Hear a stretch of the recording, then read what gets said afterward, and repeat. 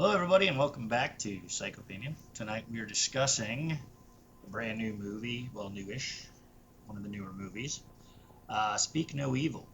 And this is a remake um, of I don't really have the stats on the old one, but the old one was not that old, Hmm. um, 2022. Oh, really? That's pretty Yeah, it recent. was a psychological horror thriller film directed by Christian Taftrup Oh, from a screenplay he co-wrote with his brother Matt. okay. So it wasn't that old at all. I was right about that part at least. It's fairly new. It was a foreign film, but we as Americans must Americanize. So, but I'm not mad at them because I really enjoyed this movie. This movie was great to me, and I know that everybody on this show has their special likes and special kind of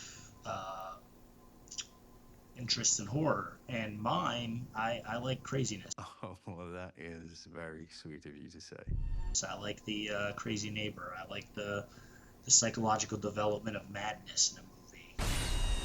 It always draws me in and interests me. And in this particular one, they use James McAvoy. And as we have said in previous episodes, that Bill Skarsgård will be a legend. I also believe that James McAvoy will be a legend as well. Yeah. The man has amazing range. He has been in so many different kinds of roles. He's been in fun, loving, fantasy type roles. He has been in he was in Split. He Romantic played roles, I what? think, too. What was that? I think he was in romantic roles as well, I want to say. Oh, I'm He sure. was. He's a good-looking guy. Women like him, I'm sure. And on top of that, he also was in Split, who he played like what 10 different characters in that. Amazing. I don't know if anybody else could have pulled that role off the way he did. He's got just crazy range. Yeah. I really like him in this movie. I think he was perfect for this movie. So what this movie is, the really quick synopsis here is that we have a family, a couple really, and their son, and they meet another couple with a daughter while they're on vacation. And then they kind of hit it off, and the father is very charming and interesting and everything, and they really hit it off, and then they invite the family to go stay with them for what seems like forever. I don't know how long they were there, but I watched this one with Liza, and I was like, how long have they been there? Because it definitely didn't feel like a weekend, but they said weekend, but it felt like they were there for like 3 weeks. I don't know. Anyway, so they went to stay with them, and then the madness unravels. James McAvoy's character ends up not being who we think he is, which a lot of big actors have played those kind of characters throughout cinematic history. And I always love, and I always think it's really interesting, especially if somebody pulls it off so well, to do the like charming, fun guy that ends up being the crazy guy. I know we've all seen movies like that. We've all seen interpretations of that kind of role. And James McAvoy killed it, man. Like in the beginning of that movie, like I wanted to be that guy's best friend. I'm Patrick Feld. This is my wife, Kira. You have to come and visit us. The West Country, really, it's beautiful. I wanted to hang out with him. Like he was cool as hell. He was fun. He was exciting. He was different. He wasn't afraid to be him, and it was a lot of fun. And so as the movie goes on, we find out different things, and it really kind of hits that like thriller point. I'd say it's definitely more of a thriller probably than a straight up horror movie. Yeah. I thought I thought some of the things that James McAvoy said this movie had some like pretty funny scenes, but then it had some pretty horrific scenes as well. But I love how he brought up the toilet paper debate of if you scrunch or fold. Yeah, that was really good. That was pretty good. And the thing that I think I loved most about this movie is that it really, I just love that he was so charming, but yet so invasive. And I think there was one point in the movie where they said, "Why are you doing this?" And he said, "Because you let me." Yeah. And I thought that was such a great line because you can tell the mother just everything, pretty much almost everything he does that James McAvoy's character that has to do with the daughter, everything that he does with the daughter, you can tell the mother just is so uncomfortable with it, but yet at the same time she lets him do it. And I think, well, it's a lot of that has to do with the father. The father's comfortable or like lets it happen. yeah, but I think the first thing is, and I was just like amazed that she let him do this, but I think this is how they found their victims, and this is how he knew it. Was the very first thing was when they were on the moped, and the little girl, the James McAvoy's family gets off the moped, and they're talking to, like, I guess the nice family, and the little girl wants to ride on the moped, and the mother like lets him, and they're in Italy first, and then they go to England. I think it's Devon or something, and they're in Italy, and the mother lets her, like, I guess 11 or 12-year-old daughter go off on a moped with this man that she has literally just met. I think they like knew of them as a family, and just lets him drive around the block, her daughter, in this moped. And I was just like, I would never have allowed that to happen. And Yeah. Not with a stranger. yes, Yeah. in another country, like, let alone in America or in my own country, like, I just thought that was just incredibly but he knew that he could manipulate, and then I think that's when he was like, oh, this is my family, because he knew that he could manipulate them into ways where that they would feel weird. I just wanted to clarify really quick that Patty was actually his character. That was James McAvoy, Oh, yes, and it was okay. Ben and Louise were the couple. That's right. Ben and Louise That's right. were the other couple. That's right. So go ahead. I'm sorry. I just wanted to clarify. And then it just progressively kind of got worse. And when they kind of finally decided to leave, I thought there was this interesting scene. Which time? They decided to leave like three The times. very which is first why time it when she felt to found the me- daughter. So there's a scene. So the little boy and the daughter are they go to Patty's house, James McAvoy's house, and his wife's house out in the middle of nowhere in the country. And He's got like a farm on Yeah. like 500 acres. Their nearest neighbor is forever away. Yeah. Oh, how It's that convenient. kind yes, of- Yeah. and the It's children. actually a really cool looking It house, is. by the way. It is. It's really cool. But far away from other people. Got it? Yeah. Okay. Yeah, yeah. Yeah. You're not. Nobody's gonna hear you scream. No. Exactly. I think they even go on a hilltop and scream, and it's very awkward. And Well, they don't do that because they're scared. Yeah. That's kind of one of those. They actually did that in the movie Garden State, which is Yeah. a horror movie where they Oh, basically were like, just Yeah. go out and let it go. Wah! yeah, You know, kind of thing. They're yeah, in garbage bags. I remember that scene. Yeah. Yeah. Yeah. Yep. Yeah. but I think a great manipulation tactic as well is that you make something seem as if they thought it was so creepy and weird, and then they made them feel so embarrassed and ashamed that they would think the situation, because the children sleep upstairs, and then the mother, the daughter, the good family, I guess, the Louise goes up and checks on the children, and her daughter and the little boy are not there, and she goes into James McAvoy's and his wife's bedroom, and her daughter, James McAvoy, not Jane. James McAvoy and his wife, You said Jane. and That's her southern drawl. yes, Right, and so the daughter is sleeping in the bed with them. The daughter and the son are sleeping in the bed, and the mother is like What? cuddling With the him? daughter. And Yeah. so then the mother's like, okay, we have to go, and there's this whole thing. And then the mother of the little boy, like James McAvoy's wife, says, I'm really sorry. I just, she was crying, and I was trying to comfort her.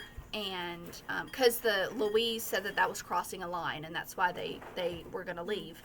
And James McAvoy's wife says, we used to have a daughter, and I saw her, and she was crying, and my mother instinct took over, and I just wanted to comfort Well, she her. also said you weren't around. Your daughter was Yes. crying for Yeah. you, and you weren't Ooh, around, that's a kind of to make blow. her feel Yeah. guilty that she It wasn't is. there. And so Oh. that type of manipulation was just so interesting to me, because it showed how it used it used their kind of common sense against them, and it kind of made them feel ashamed, and so that they let their guard down again, and even though their instincts were saying leave. But it was definitely one of those movies like that where you're like, okay, like, whoa, this is creepy or this is weird, and then their explanation of it makes you feel like, okay, well, that's not that creepy or weird. Like, maybe it was even my fault, Yeah. kind of a thing. That's how I feel like they manipulated this family. Yeah, yeah, definitely. And I think a lot of it also had to do with the fact that the father was very spineless in a way. Like he had a hard time speaking up to James McAvoy. You could tell he was definitely like a beta. He definitely wasn't like an alpha male. He was definitely like, even though his wife was like, this is, screwed up or whatever, we need to go or whatever. The father, Ben, he was kind of playing more off of James McAvoy a little bit, kind of more like, well, like, I don't know. He says it's a, kind of, kind of vibe. I think I could tell that he almost admired James Oh McAvoy yeah. and Yeah. like the way he acted and stuff. Oh It yeah. seemed like he did like admire him kind of. Yeah, well, that happens a lot. That happens a lot. You kind of have a lot of guys, I think, that are like stepped on or whatever. They meet a guy that is just like himself and is just like so unapologetically him that he, it's admirable. It's like, wow, you just say it, man. You just do it. And I think that was kind of the vibe and the feeling between the two men. Yeah. Um, Absolutely. that I picked up on as James McAvoy was like, I'm me and I'm unapologetically me, and it might be weird and it might be strange, but like I'm doing my thing. And the other guy's like, man, I wish I could do my thing. Like I wish I wasn't such a tool, basically. This movie really had good suspense because this family almost got away like 3 or 4 times, Yeah. and then they just like didn't or couldn't, and the suspense built, and it was like so good. Now, with that being said, this is a remake, so a lot of the criticism about this movie is that Americans are whatever you want to say, that we're idealists, we're dreamers, whatever the case is. We like to see the good guy win. We like to wrap up our stories with a nice happily ever after kind of scenario, and as I would say that that's probably true. Most of the time, American movies, the winner, the good guy wins. Now that's a big criticism because in the original, the 2022 one, it's not that way. There's a very bleak ending in the original ones where the protagonists don't necessarily make it, and I don't want to give too much here because this is a movie that I really don't have a problem with spoilers, but I really don't want I want people to go watch this because I just thought this was really great, my kind of movie for sure. But in the original, and we can kind of talk about that a little bit because there was, we're talking about this one. But if you ever watch the original, there is actually a scene where they end up cutting out Agnes's tongue. The little girl's tongue. Oh, they do. Yeah. Okay. So Agnes is a little girl, and in the original one, they cut out her tongue, and that's basically kind of a representation of silencing the family, preventing them from speaking out against the Patties, against James McAvoy's family. And to build on what Liza said, the "You let me" line, it was a chilling moment where Patrick, the father, Patty family says, "Because you let me," to Ben when questioned about their actions. It was highlighting the idea that Ben's passive behavior, as we were saying, enabled the family's sinister actions. It's implying that you let me, you allowed this, you're the reason this is happening, which is like serious guilt, especially somebody that's in a position of being a father or patriarch of a family. Or even a mother. Yeah, well, when you're in a position where you're supposed to protect the ones you love, somebody being like, "You let me do this," I mean, that's like the final insult to the injury that is happening. And to me, that's really, I mean, that'd be hard to hear, I mean, this is all happening because you let me. I mean, you went along with this the whole time. There were signs, and you didn't leave. You kept letting me manipulate you and convince you to stay, and you didn't heed the warnings. So I think that not everybody has malicious intent, but I think sometimes, especially when you're around people you don't really know, you really kind of got to look for those flags. Yeah. Of course, we don't live in horror movies, and most things don't actually happen like this. But the signs were all there. There was kind of some cool things. Sort of like Patty, for example, had a drawer full of watches. We find out later that those are the watches of all of the men from the families that have been his victims. That was kind of cool. I like that. They're giving us a little bit as we went. And it seemed to me, and I don't know if Liza would agree or not, but it's almost like James McAvoy's character, Patty, it's almost like he really would push it just a little bit further as the movie went on, just to see what the breaking point was. It was almost like, okay, like, you thought that was weird, you were going to leave, and we talked you out of it, so I'm just going to, like, raise the stakes just a little bit more, and just a little bit more, and just a little, until I see where you actually break. So that was cool. Yeah. It was very, very well done. James McAvoy, I don't know if it was for another role or not, but he was a little beefy in this one. I actually was commenting on how he looked a little bit like Gerard Butler to me in this movie a little bit. Just because he had the bigger, he had the beard and the bigger stature. I don't know. Like I said, this is my kind of movie. I'm gonna buy this one. This will be in my collection.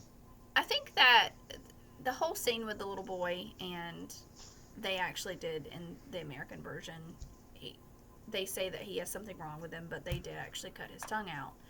And he lost his family, and then the end scene of what he does at the very end, I don't think this was like a very like fairy tale ending movie.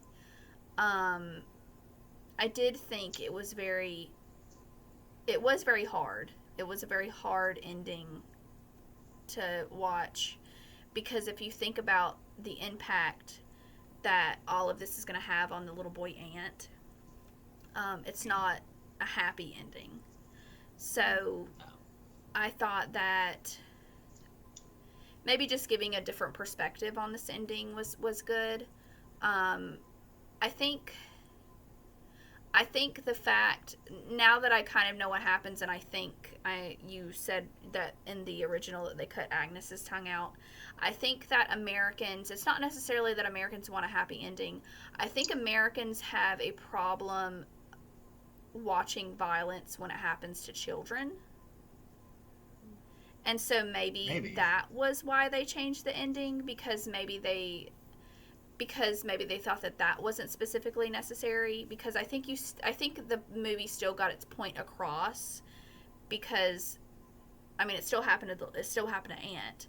So I think the movie got its point across without having to have that kind of horrific graphic ending that the original one had. So and at the same time, the controversy makes you want to watch the original film.